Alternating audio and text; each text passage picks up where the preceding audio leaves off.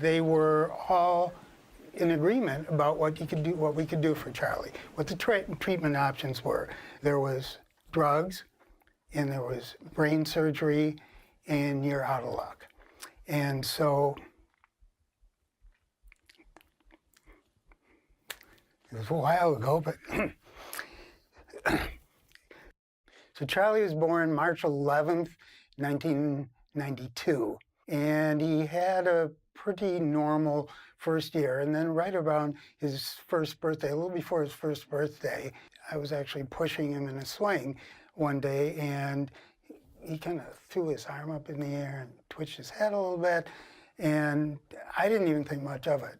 And I asked my wife, Nancy, I said, have you seen anything like that? And she said, yeah, I've seen a bunch of it. So that was the beginning, and we started seeing neurologists. The seizures increased in intensity and in duration. He wound up having seizures in the arms of the chief of pediatric neurology at Boston Children's Hospital, Seattle Children's Hospital, UCLA, LA Children's Hospital. So we tried all the drugs that were available at the time. Charlie had a brain surgery, a horrendous brain surgery, and nothing really stopped his seizures. And we lost hope. We were basically told there was no hope. And one day after the visit, I stopped at the medical library, and as soon as I started researching pediatric epilepsy, one of the first things that came up was a ketogenic diet. And it was kind of shocking to me, because what it said was that about a third of the kids with epilepsy as bad as Charlie who go on a ketogenic diet have their seizures go away. And another third are significantly improved, and for a third it doesn't work. And yet, all of these folks we had taken Charlie to see never mentioned a word about diet.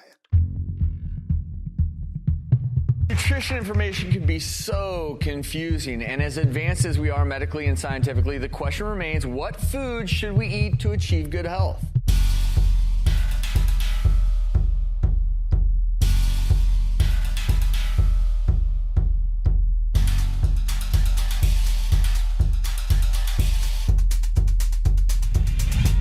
We're in a war for information, and the fallout affects all of us. The media is just going to sell what people are going to buy. And if people knew the truth, they would know what to ask for. My name is Vinny Tortorich, and I've been in the health and fitness game for the better part of 40 years, specializing in weight loss. Over the years, I've seen everything come and go at least 100 times. But as a country, we've only gotten fatter. What should I eat? What pill should I take? Should I take a pill? What about this protein shake? We all know someone who's trying to lose weight, and most of those people don't realize simply losing weight doesn't mean good health. My mother, for instance, she was always on some diet. One week it was the Cambridge diet, the next week it was the Scarsdale diet, the next week it was the cabbage soup diet. But wait a minute, the next week she ate nothing but bananas. Where did that come from? I always wonder about things like 8 8-ounce glasses of water per day. Really? Where did that come from? High blood pressure. You know, a doctor will say, oh, you have high blood pressure, stop drinking coffee. Really? These are all just myths. The myths have become ingrained in our society far too strongly for people to realize they're myths. What are some of the health myths we hear every day? Grains are good for you and fat is bad for you. Obesity is an energy balance disorder. Calorie in, calorie out. Calories in, calories out. As long as you're burning enough calories, you can ingest whatever you want. That you have to exercise to have better health. Saturated fat is the cause of heart disease. The low-fat diet is a healthy diet. We saw fat in the coronary arteries, and that must come from ingested fat. A growing number of doctors are learning that almost everything we're taught about nutrition is wrong. And I realized there was this incredible story that we had gotten it pretty much completely upside down and backward on fat. Believe it or not, the story of how we got to where we are today started in the 1860s with the Seventh-day Adventist Church and a woman named Ellen White. Ellen was a higher up in the church, and she would have these premonitions. And one night she had a dream that God came to her and said that we shouldn't eat anything with a face. I was taken to another place high above this world, and I heard a voice. There started modern-day veganism. It really didn't exist before then. There were other religious groups who were more vegetarian. They would eat eggs and dairy and so on and so forth. As a matter of fact, God also told her that coffee and tea were bad, which made no sense because both of those are vegetation. Not long after in our history, there was a man named Wilhelm Stephenson. He also believed to a certain extent that a vegetable-heavy diet was mandatory for good health. He was an explorer who ended up living with Inuits in Canada in 1906. And in that time and place, he was forced to adopt a new diet due to the lack of options. He made a discovery that will change the way you look at food. Now, this raises the whole question of food, then. You yourself must have longed for a green vegetable once in a while. Well, I did at first. At first, his preconceived notion is, I'm going to die. There is nothing green here. There is no vegetation.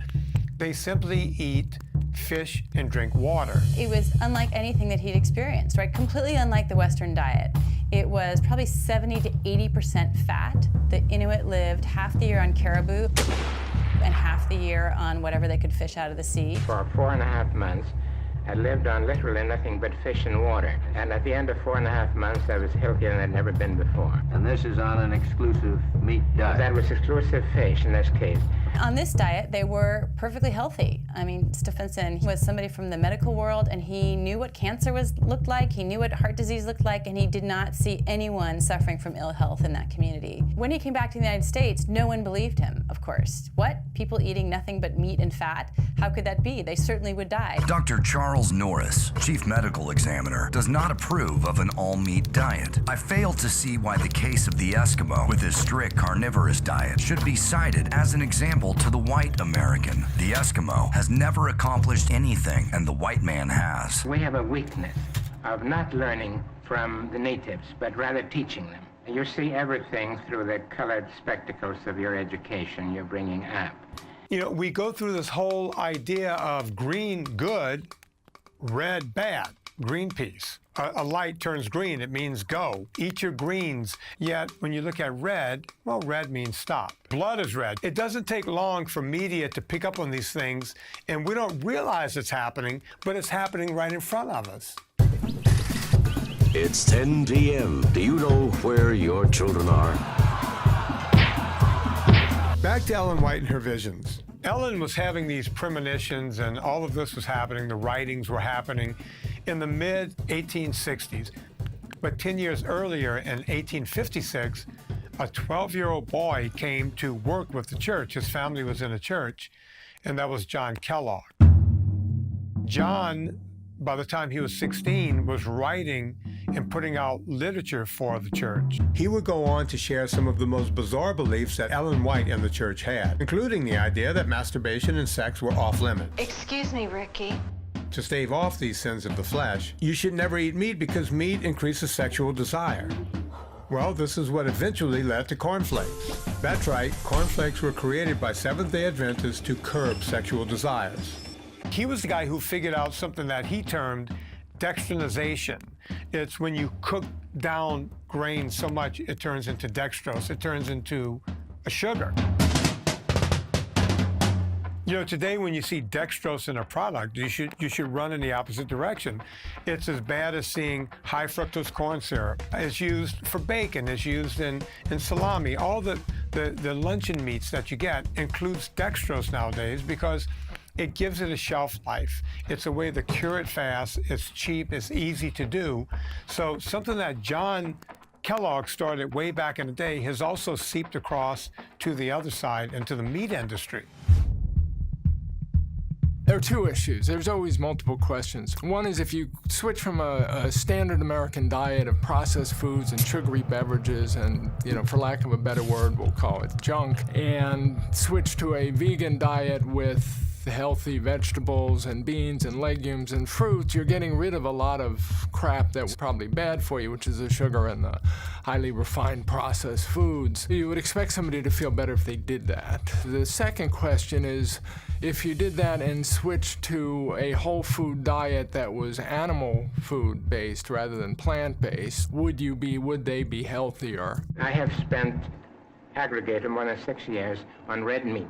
That is seal meat, caribou meat, muskox meat, polar bear, grizzly bear, and so on. The Stephenson diet was considered an all-meat diet.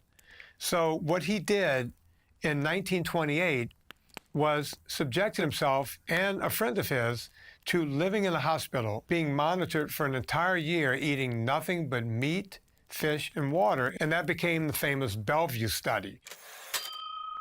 The studies on Stephenson, which were intensively made from every clinical angle, started on February the 13th, 1928. Stephenson was tested during the experiment with an excessively high protein, minimal fat diet, and as a result became ill. Stephenson said the only time that he felt ill was when he ate too much lean meat, not accompanied by the fat, but that some thick steaks made him feel better again. You have to have fat with a lean.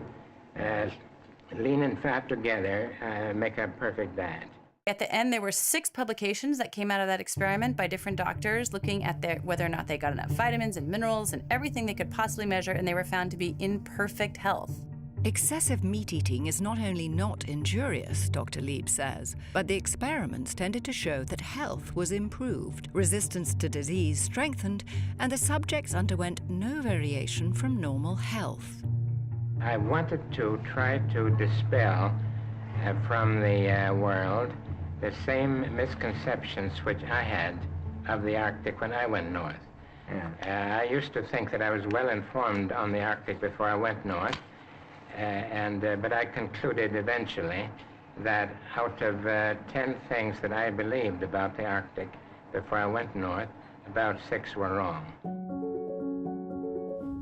The medical community has been promoting saturated fat as being the bad actor for heart disease, mainly. And that really came from weak science called epidemiology. The experimental evidence that shows that that's actually true has never been done. I mean, for example, you could radio label saturated fat in the food and see if it shows up on the arteries. That's never been done. The entire teaching about saturated fat being bad for the heart is not really founded in good science. It's not that the information is not out there. I remember early on when I was in college, I had a college professor explain to us that fat was our body's preferred source of energy. Okay, fat is a very good way to have energy. And that same professor a couple of weeks later said, our bodies prefer sugar when we do exercise. Weren't we talking about fat just a couple of weeks ago? Yeah, forget about all that. It's sugar. So the message, even in top universities right here in the United States, are a bunch of mixed messages. Do I think there's a big responsibility for media to do the right thing? Yes, I do. You know, we had 3 big networks, the big 3, ABC, CBS, and NBC. Whatever they told us, we went with. Hell, when I was a kid, there was still even cigarette commercials on the air. At least we figured out that that was a bad idea. Don't settle for Sullivan taste, Sullivan time. It's very easy to see how someone can think something or just say something and that becomes a reality. Breakfast. No eggs or fatty meats. Instead, eat grains and fiber that actually lower cholesterol. How about the term heart-healthy grains? We've all seen it. Many people believe it. After all, the terms come from studies that prove it to be true, right? Those were studies looking at whole grains versus white processed flours and grains. So of course, when you're comparing it to something like white processed flour, it's going to be better. But does that mean it in and of itself is therefore heart healthy? You could make the argument that whole grains are less bad for you than refined grains, but that doesn't make whole grains good? Oatmeal, or oat bread, or an oat muffin, or oat bran that is either incorporated into some other cereal product. It's like cigarettes. You can have cigarettes with a filter on, and they're less bad for you perhaps than unfiltered cigarettes. Doesn't make the filtered cigarettes good. It just means they're less bad. And the same thing is true for whole grains. They are less bad. We should put more emphasis on our vegetables. We should think about the vegetables we're going to have for dinner rather than the meat portion. Listen, I'm not a doctor. I'm just a guy with a physical education degree who became a trainer and somehow found myself in the world of modeling. Before I became a trainer to the stars and eventually a best-selling author and podcaster. But when I started modeling in LA in the early 90s, I realized that the media will sell us anything to make a buck, regardless of whether it's healthy or not. Let's face it, every beer commercial you've ever seen is a bunch of ripped up guys on the beach playing volleyball, because that's what beer drinkers look like. If you have ripped up abs or you have a nice set of shoulders, they want you modeling everything in the infomercials. It was the heyday of the infomercials. If we think fat, then we are. Fad diets, powders, pills, still my weight's been up and down like a yo-yo until the AIDS plan taught me how to take off weight and help keep it off. Just 20 minutes a day will turn your body into a calorie-burning furnace. We were coming into this age of, hey, if you just do what I tell you, you can look like this guy or this woman in just a few weeks. Dexatrin did it. I lost weight and feel great. Nobody wanted the truth. They just wanted a lie that they could get everyone to believe. Now you can lose weight without diets. No, this product really doesn't work. Without pills. No, that product really doesn't work. Without exercise. Well, what does work? Now you can lose weight just by watching television. So I learned very quickly, be careful as to what you advertise.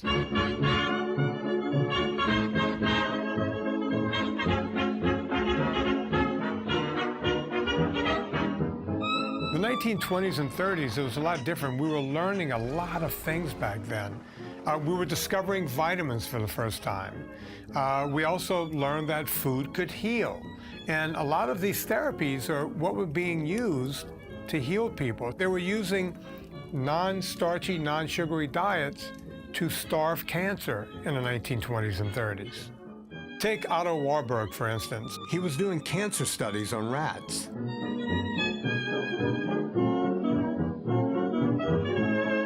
He thought that the outcome would be that oxygen was what was fueling cancer cells to grow. And what he learned with rats was that it was actually the sugar. In the healthy cell, glucose is split into carbon dioxide and water. The tumor cell, however, is able to split glucose into lactic acid, and so, in a certain sense, get along without oxygen, and at the same time, obtain the necessary energy from its food. This is true not only in tumor cells separated from the body, but also true of tumors in animals and human beings. His discovery was well known as the Warburg effect, and it was shown to help in somewhere near 80% of the cases of people who had cancer. Why does it feel like no one knows this information? We were making these discoveries, so what else contributed to them not taking hold? We had a Great Depression, and then we had a war. A lot of people were having trouble putting food in their mouth, period. So I don't think people were caring that much about their health. People were just trying to eat anything. People didn't eat out as much. We made homemade dressings. You didn't have dressings that were full of processed oils, and we weren't adding high fructose corn syrup to everything that we ate. We ate real whole foods that were cooked at home. Even fast food was different back in the 1940s and 50s. If you had French fries, they were made from rendered animal fat, basically beef tallow, which was a better way to cook junk food. So even our junk food was better in the 1940s and 50s and 60s. It wasn't until we got to the 1950s where people started to become more prosperous.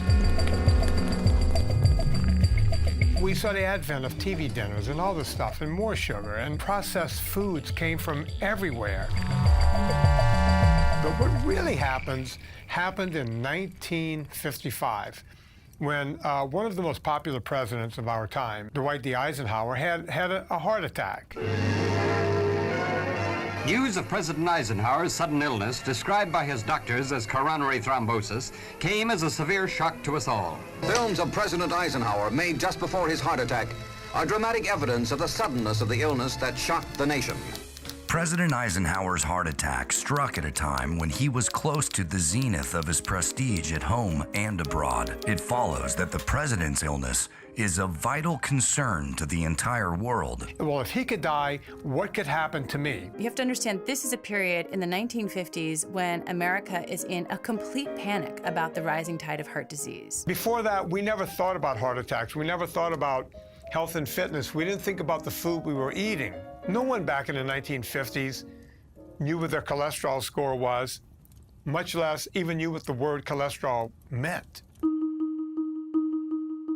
Medical textbooks tell us that cholesterol is a white compound, somewhat soapy to the touch, and is distantly related to alcohol. It is no alien poison to be avoided by man at any cost, but an important element in the body's chemical machinery. Cholesterol is a kind of a fat-type molecule. It's in all of our cells, 30 trillion cells. Cholesterol is actually so important to the body that it actually makes the majority of cholesterol that's in your blood right now. Most of the dietary cholesterol you eat will go through you, and very little actually gets absorbed. And of that cholesterol you find in the blood, most of it was made by your liver. It is an essential of nerve tissue, for instance, and a raw material for the production of several hormones, bile, and a form of vitamin D. It is found naturally in the blood, and also often in the walls of arteries and other blood vessels. If you eat more cholesterol, your body will make less. If you eat less, your body will make more, which makes it very interesting that it was so maligned in the past few decades. Heart disease had been rare in the early 1900s and had really risen since the late 1920s to be the #1 killer disease by the 1950s. We took a collective gasp in this country. We didn't want to have another president die in office. Just imagine your president not being in the Oval Office for 10 days and he's in bed. Besides, this guy was very popular. People wanted to find out what caused it. Could it have been his diet? And if so, what was he eating and how can we change it? This is also the time when the media was more prevalent.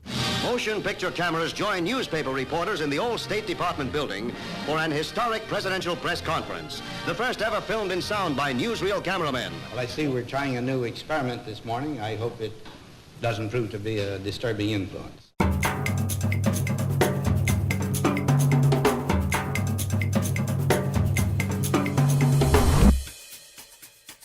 The power of media. You can't really tell that story without telling the story of Oprah Winfrey.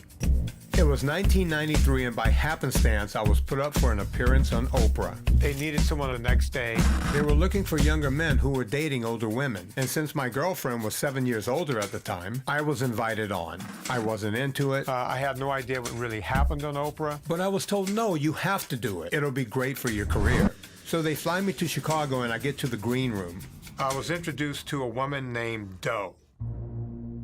The theme of the show was younger men who were dating older women. Older women having the courage to live their dreams and fulfill their fantasies and live their lives exactly the way they wanted to, including dating younger men. Doe said that I would have to pretend that I was dating her.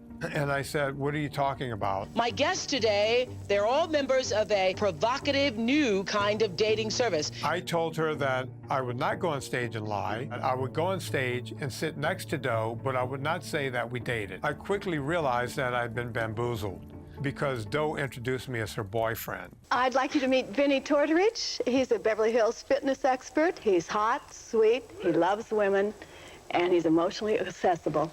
Get out of here. I couldn't believe what was happening. And at that moment, I said to myself, I'm going to turn this into not the Oprah show, but the Vinny show. Number one, women don't even hit their sexual prime until they hit 40. They don't even know what's going on until they're 40. I've been dating older women. Gee, I'm only 39. I'm going to make this show so bad that they won't possibly be able to run it on national television. If you want to be with an older woman, it's the difference between riding in a Volkswagen and a Cadillac. If you want to ride in a Volkswagen, go right ahead. If you want the Cadillac, go for the older woman. Well, now. It turned into a circus. The people in the audience actually believed all this. Doe and I had just met. It was like the audience was participating in this huge game of Mad Libs. Two different generations. How was school? Oh, I learned arithmetic. I don't see how two people can have something in common if they're not the same age. It seems like people are treating this like some sort of fetish. What could you possibly have in common? Let's say Cher walked into the room and said she had to have you. Sally, get Cher on the phone. I ended up asking Cher out on a date during the show. Cher is on the phone. Cher, my name is Vinnie Tortorich, and I want to say this in front of the whole country. Is the camera on me? Yeah, camera's on. Cher, I live in Beverly Hills. Let's get together and have lunch. I'll have my agent call your agent, and we'll do it because we'll have a great time. No matter how outlandish I got, they seemed to enjoy it more and more. What I want to know is from the ladies in the audience, should I have lunch with this guy? As a matter of fact, you can see Oprah. Oprah started dancing in the aisles. The show ended, and I went back to LA, and I just assumed, well, that show is going to bomb. As of last year, it was the 7th highest rated show in Oprah's history. People still recognize me for it today, and virtually none of it was true. I took that realization that media can change everything. Eisenhower has a heart attack, and he wants the whole country to know that this was a real issue. I am happy the doctors have given me at least a parole, if not a pardon, and I expect to be back at my accustomed duties, although they say I must ease my way into them and not bulldoze my way into them. But the media had other ideas. They have their own agenda. He had the common cold of heart attacks. He didn't really have a bad one. The media was trying to show him on the golf course, having a great round of golf. It was thought that diet was the cause. He was also like a 4-pack-a-day smoker, which may very well have given him his heart attack. Yes, according to this survey, more doctors smoke Camels than any other cigarette. Try Camels yourself. Right around that time enters Ancel Keys. Ancel Keys was a pathologist at the University of Minnesota. He got the idea in the 1950s that saturated fat and cholesterol were what caused heart disease. It strikes without warning. Of 10 men, we can expect 5 to get it. But we can't say who, or when, or why. Ancel Keys was this incredibly persuasive person. He had a really outsized belief in his own ideas. The facts are simple. You know the chief killer of Americans is cardiovascular disease, disorders and degeneration of the heart and blood vessels. Here are vital statistics. They show that this problem here in America is the worst in the world. Ancel Keys was famous for something called the 7-country study. This is where he went and studied 7 different countries and came up with this hypothesis as to how we're supposed to eat based on correlation. Ancel Keys is the one who proposed what he called the diet heart hypothesis, and that was that saturated fat and cholesterol, dietary cholesterol, would give you a heart attack, especially saturated fat, like hot oil down a cold stovepipe. It would just clog up your arteries and give you a heart attack. The problem is he cherry-picked these countries to fit what he was trying to hypothesize. It set out to prove that the more calories you got from fat, the better chance you had of getting heart disease. It seemed like a straight line between the least fat consumed and the most fat consumed, with the U.S. at the top. The only problem is Keys studied 22 countries. And if you factor in all of those countries, the results were all over the place. He just took the 7 countries that proved this point, that fat causes heart disease. This study made Keys the temporary savior of the medical community, and therefore the world. Such that he was able to get onto the American Heart Association Nutrition Committee, and he turned the whole association around in 1 year and got them in 1961 to recommend that all Americans restrict saturated fat and cholesterol in their diets in order to fight heart disease. Dietary fat and its relation to heart attacks and strokes. Most persons in the United States who are overweight will find it profitable to reduce their total caloric intake. Reducing the amount of fat in the diet is one way to do this. This is the first advice anywhere in the world telling people not to eat saturated fat and cholesterol to fight heart attacks. That's like the beginning of it all. That is what just blossomed, bloomed, grew into the giant oak tree of advice that we have now. We have no credible evidence to say that saturated fat causes heart disease. And that sounds crazy to say when you look at our government guidelines and our dietary guidelines, but there is no high-level, credible evidence to show that saturated fat causes heart disease. The interesting thing about Keyes, he got virtually everything wrong, but it never infected his humility. We live in a time right now when we've had a narcissistic turn. People are very primitive and narcissistic, a lot of injuries in childhood, and it has caused us to perhaps not have the most secure sense of self and identity. People attach themselves to one particular approach to diet, and it develops into an identity around which people maintain a religious intensity. They defend it as though any question in their dogma is like you're questioning their religious dogma or threatening their very sense of the fabric of reality. And so we start looking around for things to attach ourselves to, and political groups, religious organizations, different diet fads, we attach ourselves to these groups, and we look to the groups for our identity. So our going forward in life is somehow threatened by somebody saying, hey, maybe fat's not so bad for you. It's positively comedic, but it's becoming ridiculous. In the United States, coronary heart disease is so common that all one has to do to study the complete natural history of the disease is to take a sample of men, any sample of men that are now healthy, follow them, wait a little while, and a lot of them will have coronary heart disease. Well, it wasn't very long before it appeared that there was some connection between coronary heart disease and cholesterol in the blood. No question, we hear over and over and over again that cholesterol equals mortality. We've seen it in the commercials. Fleischmann's margarine. It's the only leading margarine made from 100% corn oil. It has no cholesterol. We've heard about it from our doctor. Over time, they build up on the walls of veins and arteries, helping to clog them, restricting blood flow. It's what causes heart attacks and strokes. We've heard about it plenty of times from our friends and our family. And because of that, we tend to think it's just simply the truth. It certainly has the degree of repetition that we would expect. In the 60s and 70s, we were focusing more on the specific types of cholesterol, LDL and HDL. And LDL became known as the bad cholesterol. And all of a sudden, medicine was focused on LDL. It was noticed that higher cholesterol in the blood appeared to correlate or track with higher heart disease rates. Cholesterol is carried in the blood by proteins called low-density lipoproteins, or LDLs.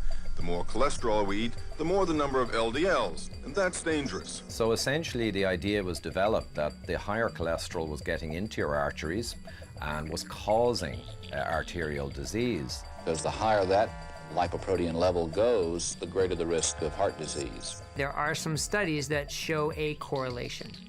Does that mean causation? And this is a very important differentiation that is too infrequently made. Because something is correlated doesn't mean it is the cause. So if high cholesterol is present in people who are having heart disease, we have to look a little further as to why that is and if there are other factors. When you really look at the studies and you crunch the data, LDL is not the best marker for heart disease. What's even more powerful are your ratios. So whether it's your total cholesterol to HDL ratio or your triglyceride to HDL ratio, those have better predictive value than LDL itself. The ratios indicate your level of insulin sensitivity or insulin resistance. So the best cholesterol measures are not actually even talking about a cholesterol thing. They are indirectly talking about insulin resistance and health. A lot of the fat research, look, we saw fat in the coronary arteries and we thought that fat must be coming from somewhere. It must come from circulating fat and that must come from ingested fat. It was a very simplistic kind of idea. The contrary opinion, the alternative hypotheses, which has been around for couple hundred years is that we get fat because we eat carbohydrates like pasta, potatoes, bread. They used to be called simple carbohydrates.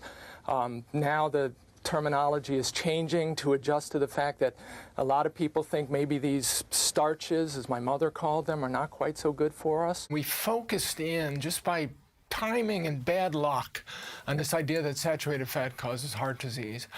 And we bought into it even though the evidence ultimately didn't really support it. And we made everything else we believed about diet have to be reconciled with that. Dr. Key's singling out of excessive consumption of fats as a major factor in coronary disease is by no means accepted by all investigators. In front of us, day by day, are increasingly more and more very tempting foods. In the mid-1960s, John Yudkin comes on the scene. He's a British scientist. He thinks sugar's the problem. When people have heart disease, they don't just have elevated cholesterol. In fact, they often don't have elevated cholesterol. They have a whole cluster of metabolic abnormalities. 10, 15, 20 things you could measure. And Yudkin was saying, if I feed animals sugar or I feed college students that I'm using in my experiments sugar, I could cause pretty much all of these things just by giving them a lot of sugar. See, up to, say, 200 or 300 years ago, the average consumption of sugar in this country was about 4 pounds a year. And that's splendid. I'd be very happy if everybody had 4 pounds of sugar a year. They eat 100 pounds. Comparative studies of the diet of 41 nations have convinced Professor Yudkin that there is an almost exact relationship between the consumption of fat and sugar. Moreover, many sugar-containing foods, cakes, candies, cookies, chocolate, ice cream, various kinds of puddings also contain fat. You always eat some fat. So if you eat high-carb foods, you raise your blood glucose, you raise your fat-storing hormone insulin, and you're going to store the fat that you eat. It's all individual how much you can tolerate, but if you eat more than your body can tolerate, then you will most likely gain weight, gain fat. Drawing the analogy of the relationship between diabetes and national sugar intakes that could statistically also be related to the fat intake, Professor Yudkin considers that heart disease may well be causally related to the consumption of sugar. And instead of looking at it, Ansel Keys just jumps right on top of it in the media and turns this guy into a nut job. Keyes was really a bully when it came to trying to quash anybody who opposed him. Ansel Keys wasn't going to let anyone come in and rain on his parade. He published a 9-page rebuttal in a journal called Atherosclerosis. In print, he said Yudkin is a mountain of nonsense. It is clear that Yudkin has no theoretical basis or experimental evidence to support his claim for a major influence of dietary sucrose in the etiology of heart disease. Keyes and his colleagues managed to paint Yudkin as a quack and to portray Yudkin and his sugar theory as quackery and to say there was absolutely no evidence to support it. None of what is said here should be taken to mean approval of the common level of sucrose in many diets. Keyes was had more political influence and more savvy maybe than Yudkin, and somehow this dietary, and we were spending money testing the dietary fat hypothesis, so even though the tests weren't confirming it, the more money they spent, the more people were wedded to the hypothesis having to be right. These studies are extremely expensive, and there have been enough good studies done to support our moderate approach, which is looking at balanced foods, vegetables, fruits, grains, and lean meat and dairy products. The argument, once again, is it has to be tested. When you believe it's wrong, prima facie, you're not going to spend the money to test it. Why are these nutrition scientists just not more curious about other ideas? You know, I was at a conference recently where we talked about a low-carb study where they reversed the diagnosis of diabetes it was a large university-based study, in just 1 year on a very low-carb diet. And not one of them said, wait, what? Diabetes reversal? Wow, how'd you do that? Can you just explain your study a little bit to us? Because that's what we, as nutrition experts, we really need to do in America. And I actually got up to ask a question from the audience. I said, you know, did you hear that? That was 60% reversal of diabetes. Should that not be headline news? And should you not be curious? Why are you not even curious about these ideas? You know, it makes you think of stories like the McKenzie family, parents in South Dakota who realized they had to take matters into their own hands when their son lost 5 pounds in 5 days. I called the doctor that morning and I explained that I thought my son had rapidly lost weight and something was wrong. And we knew within 5 minutes of him doing a urinalysis test that there was sugar in his urine. And we were escorted to the hospital to learn how to manage our new life. We both concluded that we were going to make drastic changes in our diet, reducing carbohydrate intake. Shortly thereafter, we were told that we didn't need to do that we could feed our son, recently diagnosed with type 1 diabetes, whatever he wanted to eat. Take a look. Oh, okay. I'm trusting these people who are now in charge of caring for my son, and they're telling me, give him pancakes and give him French fries and cupcakes and pizza, because now that your kid has this disease, his life is pretty crummy already. And the worst thing you could do as a parent is to try and change his food. I fed my kid the exact prescribed amount of carbohydrates. I pre-bolused his insulin. I put a continuous glucose monitor on him. I bought him a diabetes alert dog.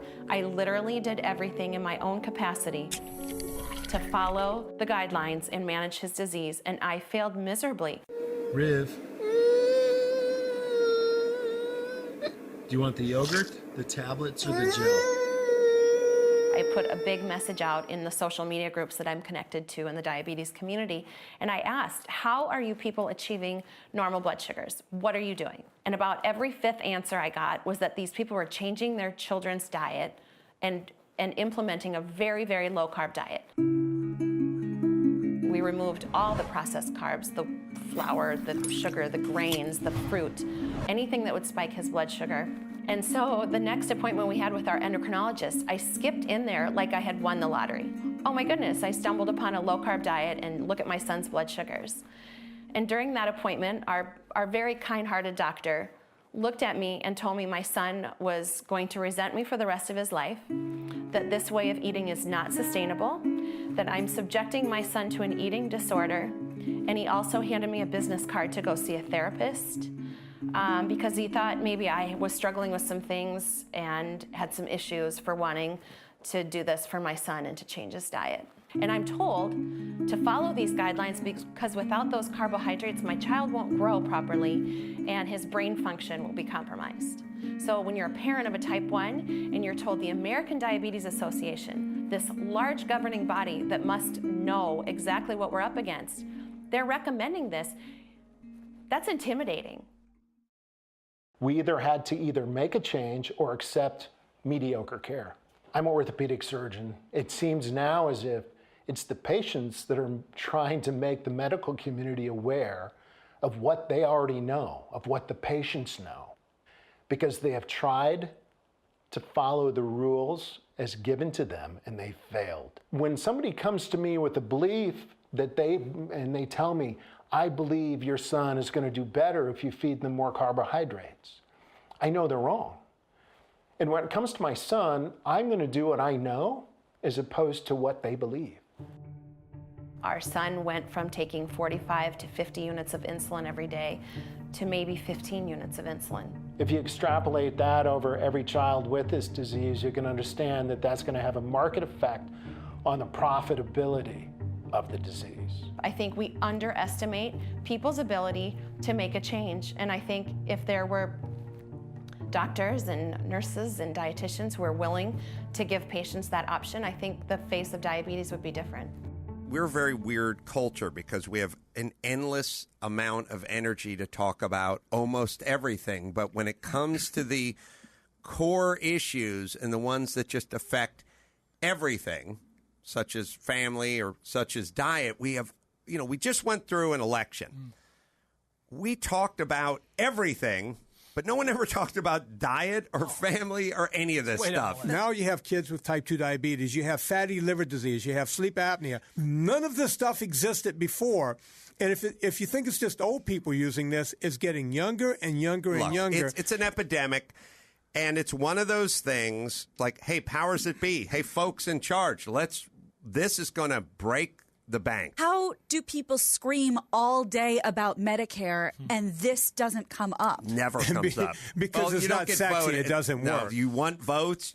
Telling people like hard news, like, hey, Mom, you're poisoning your kid. Get your shit together. No votes for you. The current recommendations, it started in the late 60s in response to a documentary that aired on CBS News called Hunger in America. This spring, a private agency, the Citizens Board of Inquiry, released an exhaustive report claiming that serious hunger exists many places in the United States. Out of a total population of 200 million, the report states, 30 million Americans are impoverished, with family income below $3,000 a year. 5 million of these people are helped by 2 existing federal food programs. Now, a new figure must be added.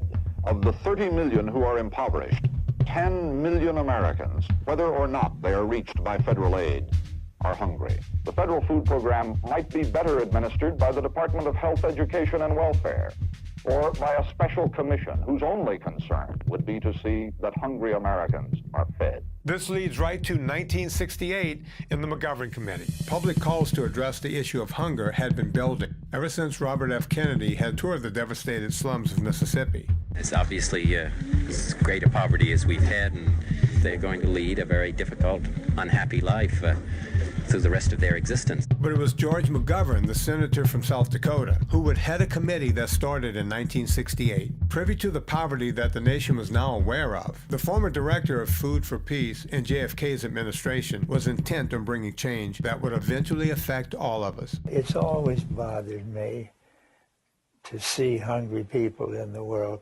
I like to eat.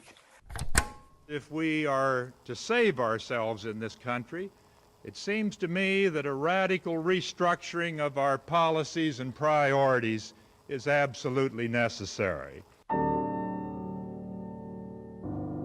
There is nothing more to say, really. Senator Kennedy died at 1:44 this evening.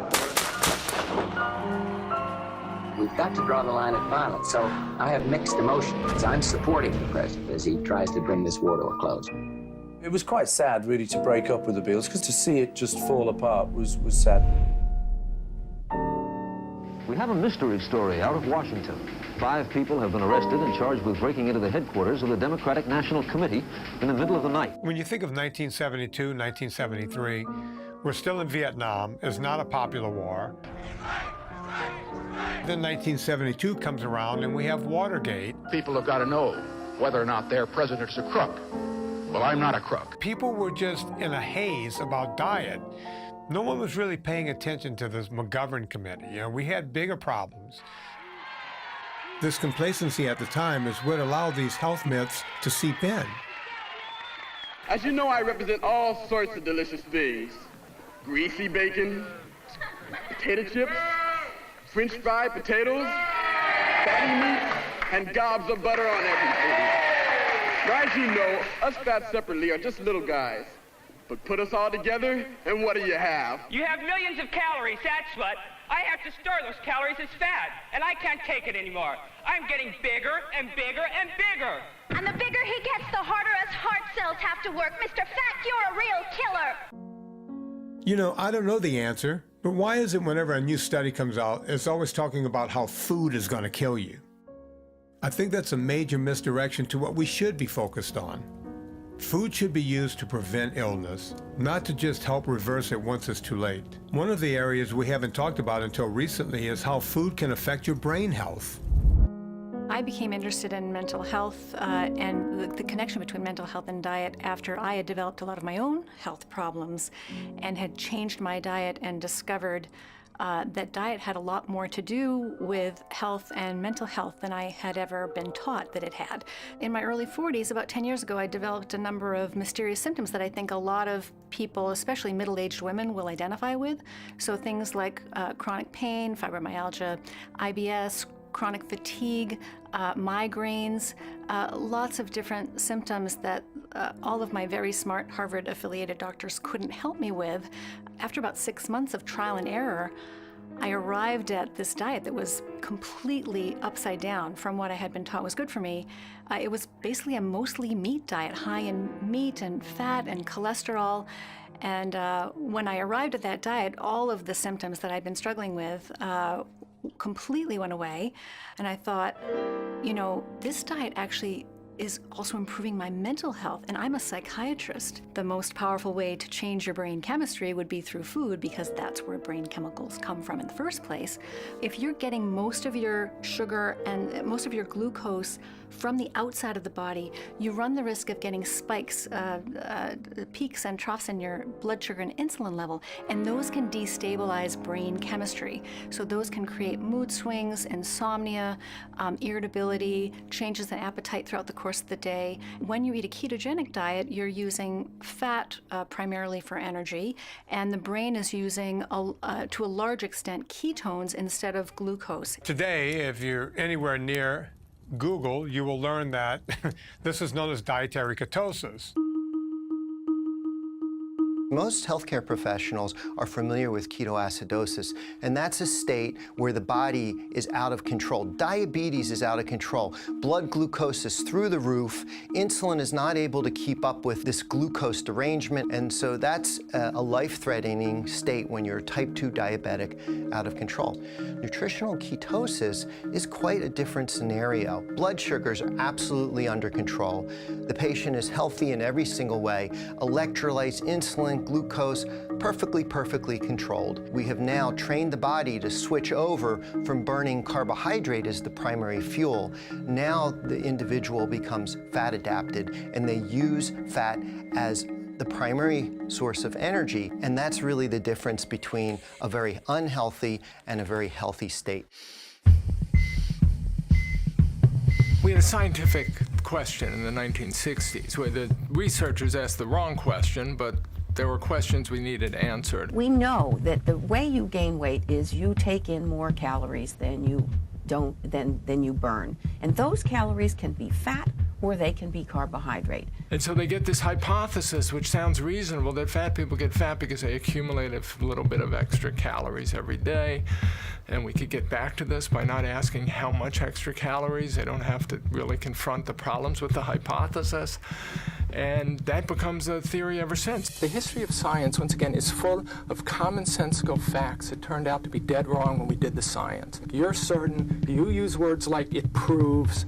When you look at the data, it either isn't there or we just didn't do the experiment. Speaking of experiments, here's a timeline of events that happened with the McGovern Committee. After a year of fighting for funding, the committee operations began in 1969. There were Democrats and Republicans, including future presidential candidates George McGovern, Walter Mondale, and Bob Dole. The initial goals of the committee centered around hunger and malnutrition, and this led to the legislation in 1970 with principles of free food stamps and nationwide standards for eligibility. It was in 1971 that the committee expanded to focus on eating habits in poor neighborhoods. But in 1972, this extremely pressing issue was put on hold so that McGovern can run for president. When he lost 49 states to Richard Nixon, who would eventually resign and be replaced by this guy, it was back to fixing America's health. In 1973, the Senate Select Committee on Nutrition and Human Needs began to hold hearings on the American diet and heard dozens of eminent doctors and scientists linking cholesterol to heart disease. Unfortunately, dietary guidelines were based on this singular focus to lower cholesterol. While we're treating heart disease by supposedly lowering bad cholesterol, we're going to help people lose weight. If you tell a public of 215 million people what they're eating is going to kill them, they're going to probably listen. And the unintended consequence is that someone is going to step in and take advantage of these people when it doesn't work, right? Coincidentally, drug companies were spending millions of dollars developing drugs to target LDL. In the 80s and 90s, a class of drugs was invented called the statins, and these drugs did lower the cholesterol very effectively, and they also were shown to lower heart disease rates. But the question that's probably more interesting to me, that I think should be more interesting to you, is does it help you live longer? It might reduce heart attacks by 20 or 30% at best, and it doesn't really reduce mortality much. We like simple answers that we have treatments for, but that's not where the best evaluation and treatment for heart disease is. It's absolutely amazing to me the trajectory of statins and low-fat diets with everything we have today stemmed from a committee that was focused on poverty and people who weren't getting enough to eat. And somehow cholesterol got into the mix thanks to Ancel Keys. And in a complete U-turn, in 1974, they expanded the committee to focus on overnutrition. The very recommendations made led to people eating way too much of the wrong kind of food. So now we have just the opposite problem. We don't have a hunger problem, we have an obesity epidemic.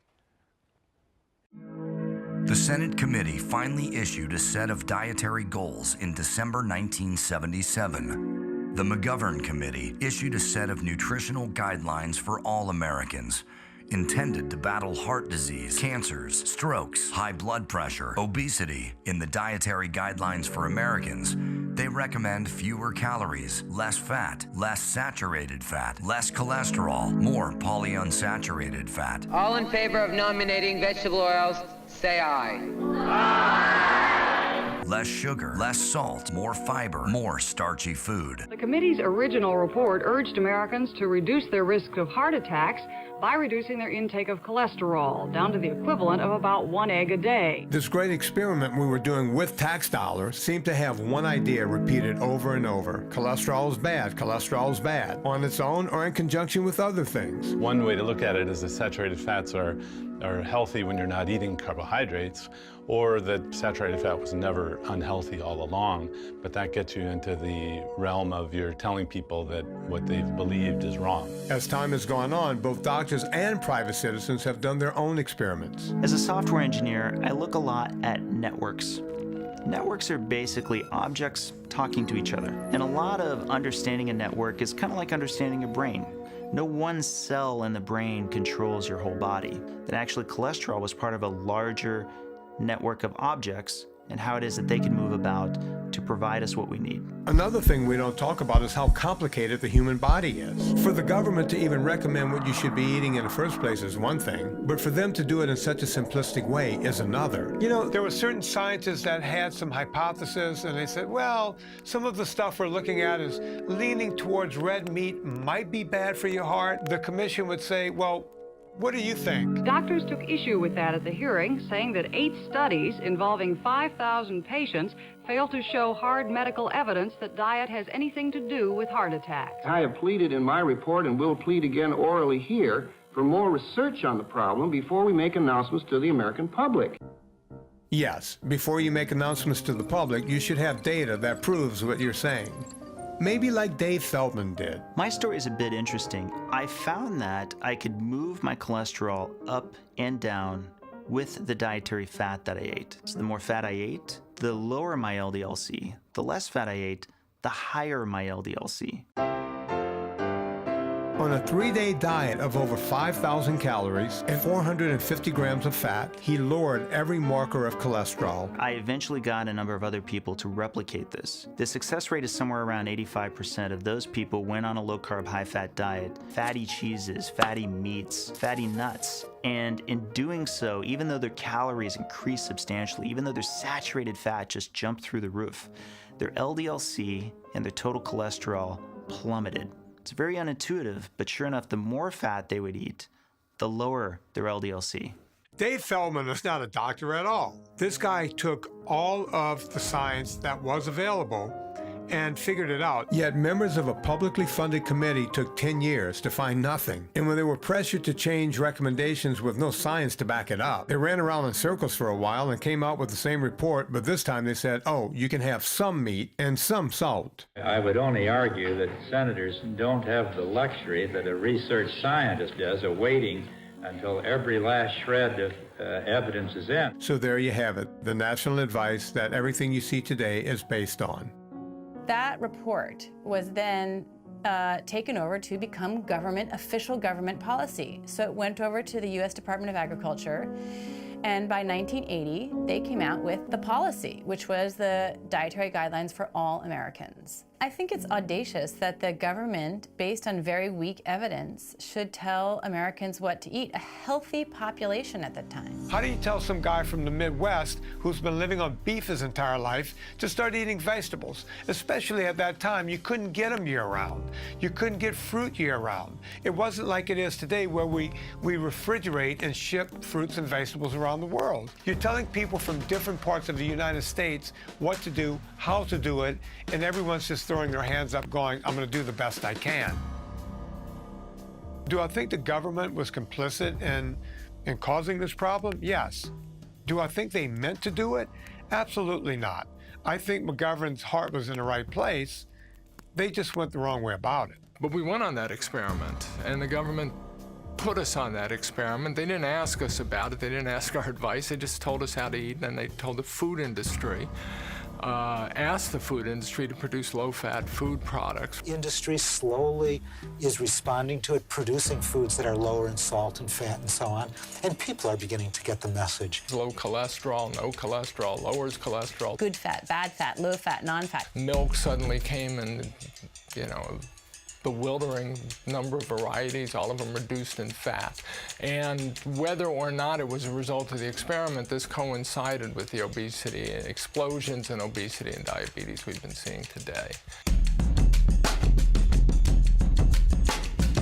The 1980s brought in all sorts of brand new foods.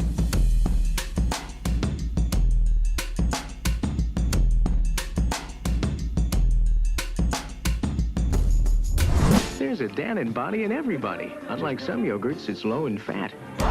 The whole thought pattern was, if you didn't eat fat, you couldn't get fat. Not having fat does not automatically make something a health food, and that's where we get into this debate about, is it just calories in, calories out? Does it not matter what we eat as long as we're burning enough calories to burn it off? And we still didn't know if eating a low-fat diet was a good thing. It was some of the smartest scientists and the president of the National Academy of Sciences in the late 1970s called this a huge experiment in which the American public were the subjects. The American has an infinite number of combination of choices with which he can constitute a healthy diet. Unfortunately, he also has an infinite number of combinations from which he can choose an unbalanced diet. Let's examine why there is so much confusion about good nutrition.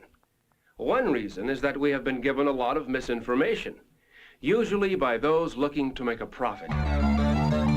Today, there are still many unusual ideas as to what we should eat. People tend to believe that just because it's in print or on television, it must be true. The 80s also brought in all sorts of new fitness trends. Make the commitment now and watch how fast you see results. Are you ready to do the workout? We couldn't get enough of fitness in the 1980s, but although we were doing all of this, we weren't getting any thinner. Our sugar consumption increases in part with the introduction of high fructose corn syrup, and that's an unintended consequence of these government actions. It's arguably the case if they had done nothing, we wouldn't have had this epidemic. We might have had it anyway, but they probably or almost assuredly made it worse. For 25 years, we've been pushing a low-fat dogma. It said, eat less fat. First it said, eat less total fat, and you'll have less heart disease, less cancer, and you'll weigh less. Then well, that's not exactly true. This started because there's incontrovertible evidence that saturated fat is bad, and that is well established in long-term trials. You build up in a community, institutions, organizations, everybody collects to them people who think just like they do. Like, we like each other, we respect each other because we think alike. You know, I know nothing about you other than that you think like I do, so I respect the way you think.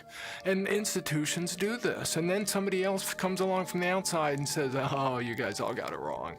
And look, here's the evidence. All these obese, diabetic people are neck deep in obesity and diabetes. We got to change everything. It's hard to accept. It's hard to back out of. There's no way to back out of it that doesn't destroy your credibility.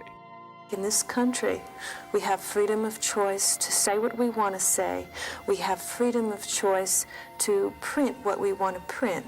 We have freedom of choice to think what we want to think, but we do not have freedom of choice for our own health care. Why? I guess profit in politics and power. The MDs and nutritionists and all people need to work together for the total benefit of this country's health. So in 1992, we did the most brilliant thing we've ever done as a country. We started the food pyramid. Now, this is so ridiculous that I can't even ever remember, because in my own mind, it makes no sense.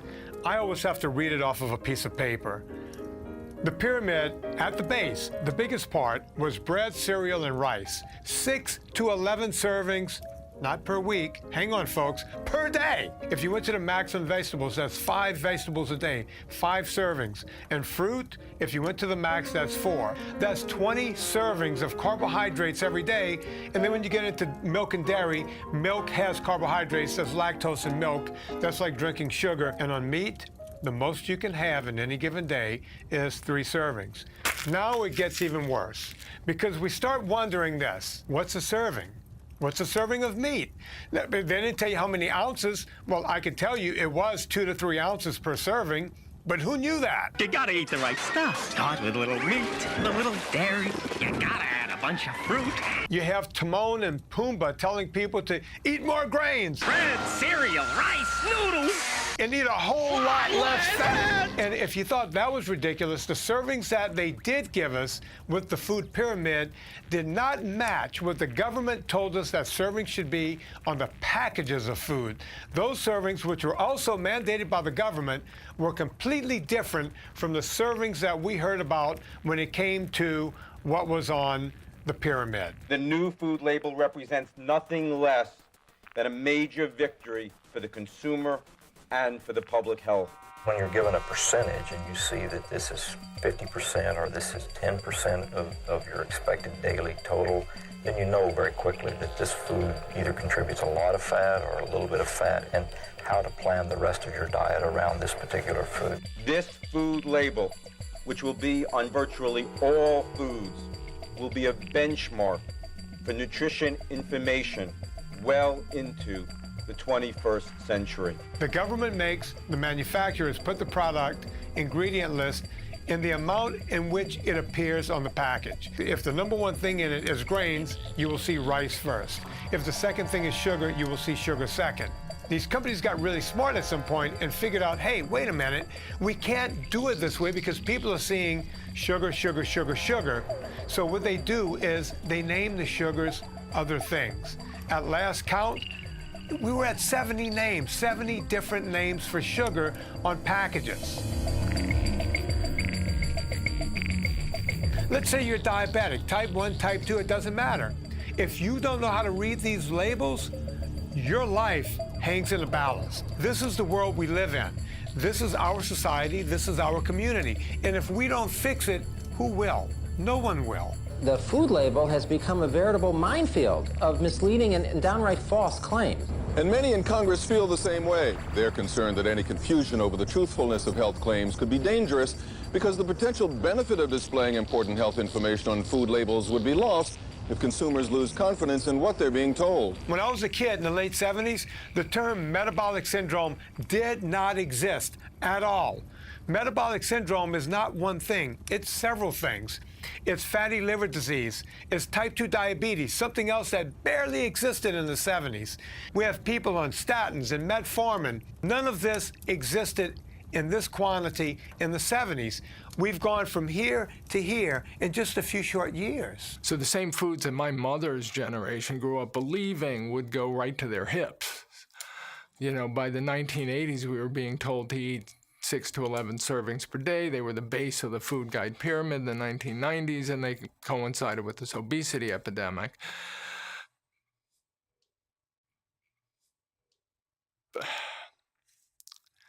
I mean, we couldn't have screwed up the science of obesity more if we had tried. We don't know what to do. Nutrition experts, the establishment, the orthodoxy just doesn't know what to do. So they continue raising money for the American Heart Association, the American Diabetes Association, but they don't have any new ideas.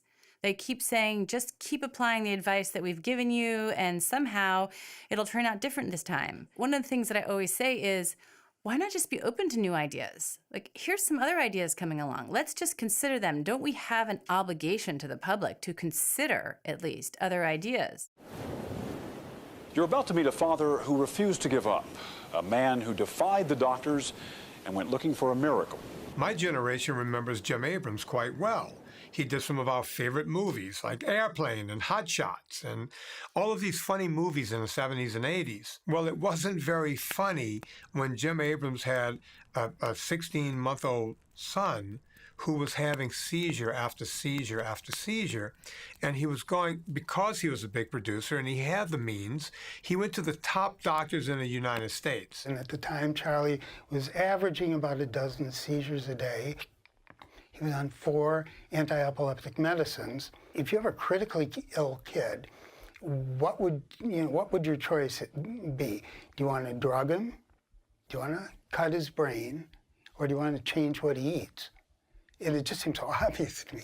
This is not to blame doctors. Doctors are spread really thin, and they have to try to do the best they can. But it was Jim who figured out on his own by going to a library in the hospital and just happened to open a book to a page that showed the ketogenic diet as being the best way to deal with seizures in infants. The book claimed that experts here in Baltimore were perfecting something called the ketogenic diet, a diet consisting largely of something most doctors tell us to avoid. I called Dr. Freeman from Johns Hopkins, told him about Charlie, and he said send his medical records. We did, and he said, well, bring Charlie out to Hopkins and we'll try the diet.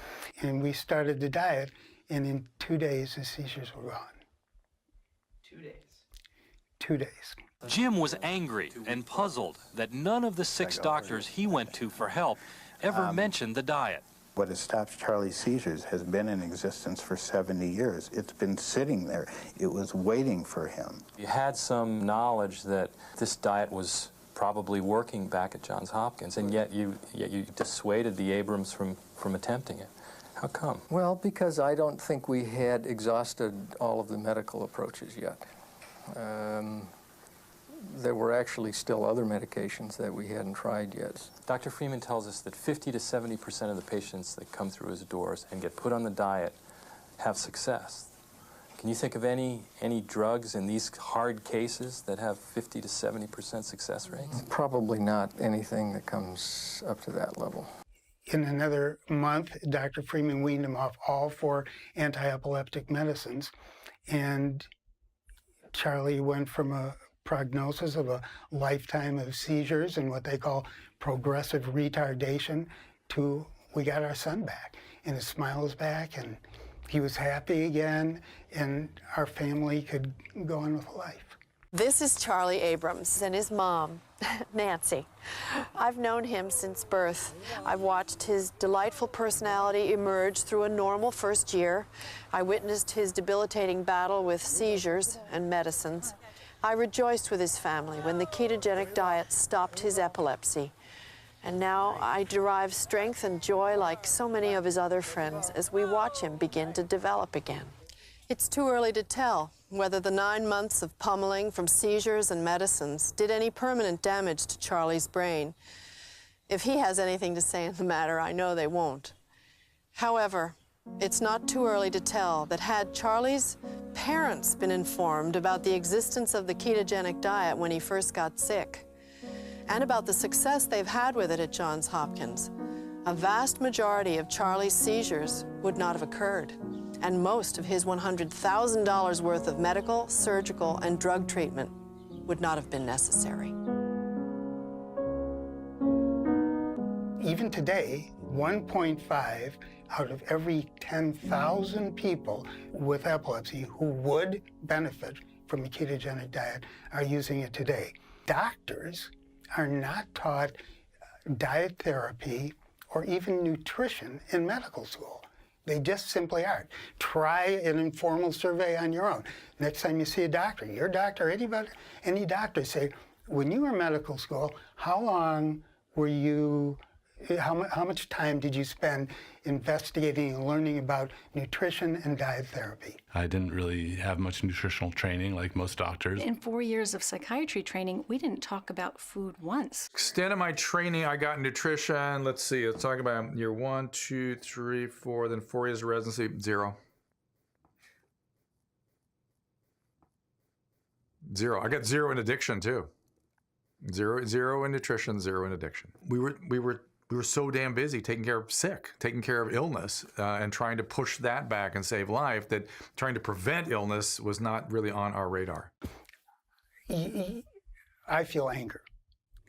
I'm pissed off. And again, I think that the reasons that the diet hasn't become more popular has nothing to do with efficacy at all. It has to do with revenue sources that are more lucrative. The ketogenic diet isn't that expensive. The problem is it doesn't generate revenue for the medical world. There are powerful forces at work in our medical system that have nothing to do with good health. My patients have been getting fatter and sicker over the last few decades, and in particular, we're starting to see diabetes out of control, and that changes everything. I used to see the occasional person who needed diabetic foot ulcer management and needing an amputation, and it started becoming virtually weekly. When you come into a clinic and there's patients with, with rotting flesh, and it is rotting flesh, and it smells bad, it looks bad, and all you're doing is just trimming off a little bit of foot. It starts with a toe, starts with an ulcer, then it moves up the foot, and sometimes you get to a point after doing 2 or 3 operations, it's been going a couple of months, and then the decision is you've actually got to chop that leg off. There's something which really upsets me, and that's when you actually amputate someone's limb, there's a sound of actually dropping that leg into a bucket. I don't want anyone to hear that, that noise. It's just, it's just sickening. I started talking to my patients about reducing sugar, and the benefits were immediate. Not only would the people's fatty liver disease get better, not only would all of their blood numbers get better, but in fact, he would not have to end up chopping off a foot or a leg. I then went to the hospital dietitians and said, hang on, this is really exciting, this stuff about sugar. Started talking about it to the staff, and then I started implementing a sugar reduction for my patients, only to find out that I was starting to tread on some big toes. The dietitians then started kicking up a stink about that, involving their parent organisation, the Dietitians Association of Australia, who started becoming involved in pressuring the hospital into silencing me. We received evidence in Sydney from a medical practitioner in Tasmania, Dr. Gary Fettke. He gave the evidence to the committee in the morning of our hearing in Sydney. 3 hours later, he received an official caution from AHPRA. The first time I heard the story, I just thought it was a joke. The board's actual statement requires that doctors double-check that their personal beliefs don't compromise care, that they don't put their commercial interest in front of patients, and lastly, doctors should provide appropriate dietary advice. Ultimately, the medical board made a ruling that I am now the only doctor, as far as we know in the world, to be banned from advising his patients to reduce their sugar and junk food intake. And if that sounds crazy, then that's what it is. We recognise that the being subject to the notifications process for a practitioner can be an extraordinarily stressful thing, because there are pretty serious issues at stake ultimately in terms of their practice of their profession and their reputation. And their reputation. And despite the fact that we are not punitive in our focus, we are protective in our focus, so our mandate is a public protection focus, we understand and appreciate that it may not feel like that for the practitioner involved in the process. For a long time, I couldn't actually work out why there was anything actually against what I was talking about. Everything about reducing sugar and carbohydrate is basic biochemistry. It's in the first 100 pages of textbooks. There's nothing extreme about it. Once you see the results of reducing sugar and carbs, particularly in diabetes, you can't unsee them. At this point, I think there is active suppression of this science, and this has been going on since the 60s. One of the things that I found in my research, the biggest ever test of Ansel Keys' hypothesis was something called the Minnesota Coronary Survey. It was on more than 9,000 men and women in 5 Minnesota mental hospitals, which was a really well-controlled study because somebody in a hospital, you can control everything they're eating. They gave half the people what was considered the normal amount of saturated fat, regular milk, regular meat, cheese, butter, etc. The other half, they gave 9% saturated fat, so soy-filled milk, soy-filled cheese, soy-filled burgers. They found that the people on the vegetable oil, soy-filled diets, there was no effect on cardiovascular mortality or total mortality. That study was not published for 16 years. One of the principal investigators, Ivan France, was asked by a journalist, "Why did you not publish the study?" He said, "Well, there was really nothing wrong with it. We were just so disappointed in the way it came out." Well, that's like, that's basically scientific fraud, not publishing your results. I've started to ask the question, what got in the way? What's withholding the message? Well, there is a pharmaceutical and medical device industry that makes billions selling their products to doctors who have no interest in diet therapy. There is a sugar industry that adds sugar to all of our processed foods that has no interest in promoting a sugar-free diet.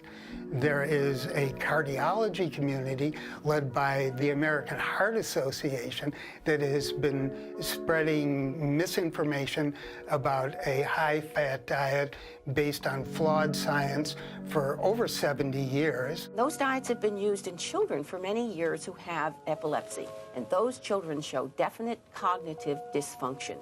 Also, those diets contain they so don't much. think as clearly. That's Those right. children are also children who have as many. They're intransigent childhood epilepsy. They have as many as 400 seizures a month. They're untreatable by drugs. They go on the diets, and the diets, I think, it cures 33% of them. Cures them.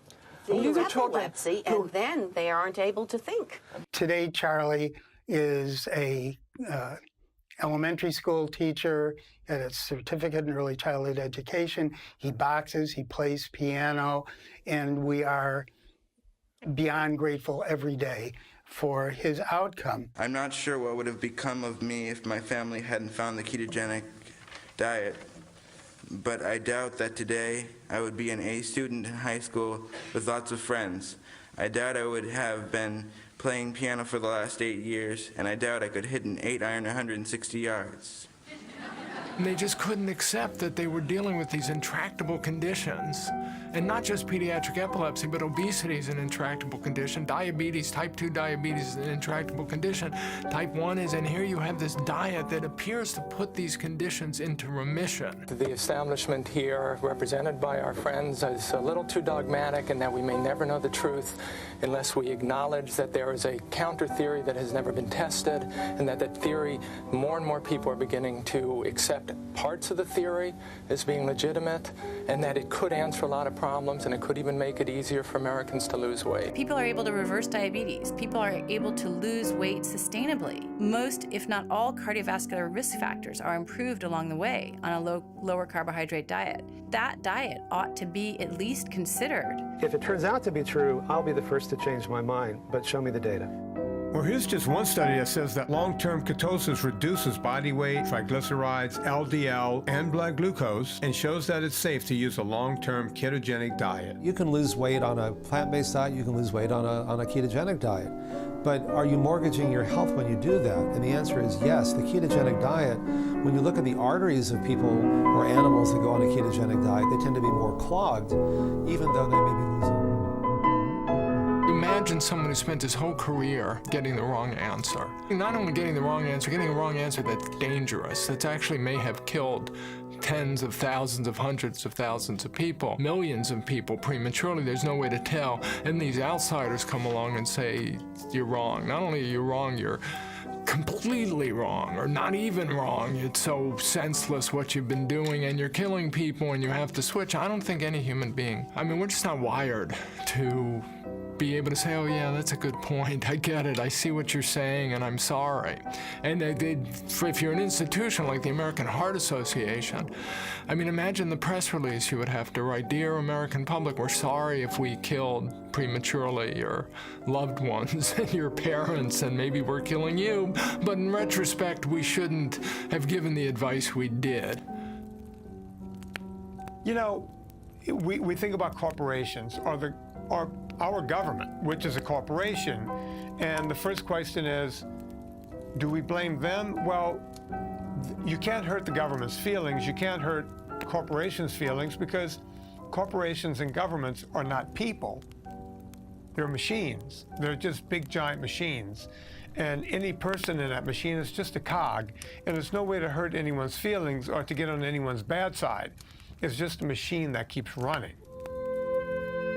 Decisions of a nation and of a government that at one time could tolerate 3 or 4 weeks of study now demand almost instantaneous reaction. The people of the United States recognize, one by one, thousand by thousand, million by million, that this is a problem whose solution is long overdue. Long before Lyndon Johnson came into a position of power, our leaders were recommending great advances in the field of civil rights and great advances in the field of health and things of that nature.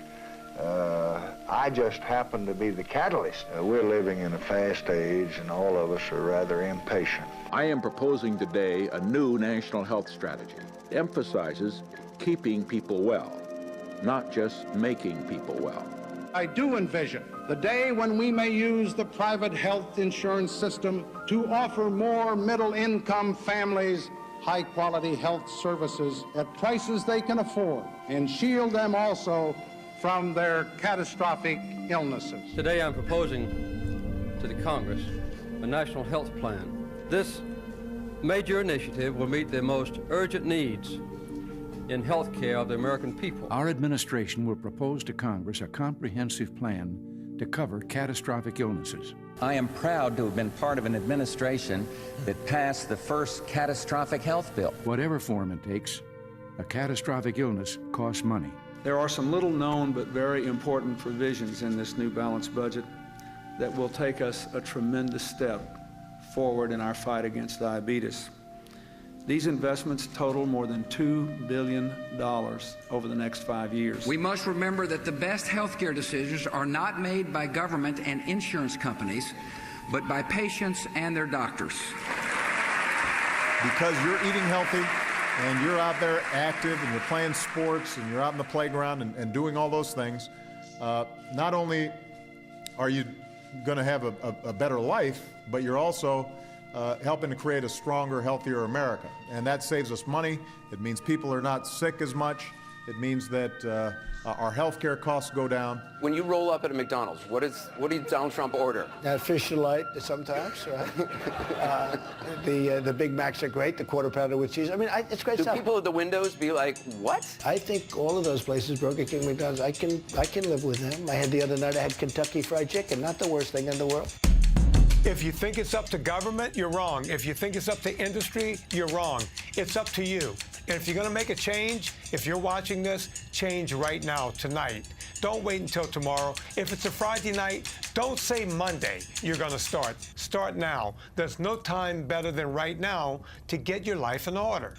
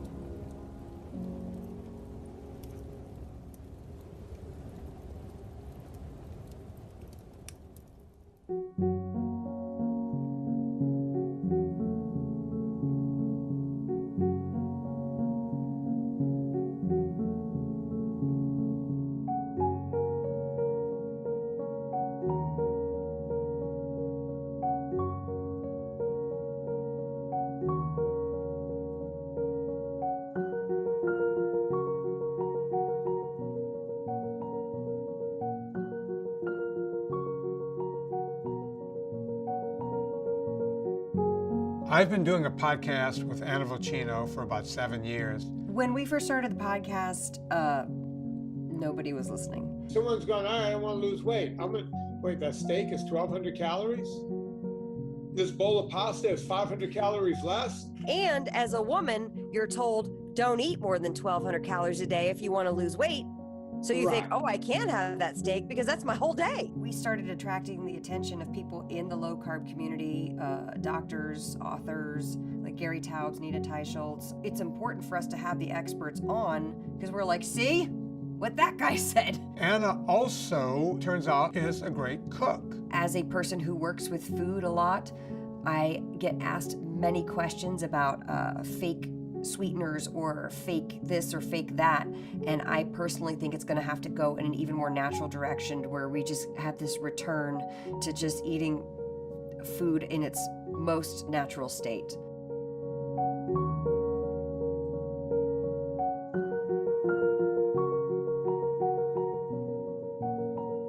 Vinny and I are very passionate about this topic. Let's say you watch this documentary, let's say you watch the others and you're like, this is it. I'm going to do this. I am going to give up the processed sugars and grains, and I'm going to go for a high-fat, low-carb diet. And which you should do it. Try it. It can't hurt to not have sugars and grains. Like, just try it. When that happens and there's an adjustment phase, all of us in this country, myself included, have been in the diet mentality. If we can peel back that diet mentality, it would be amazing.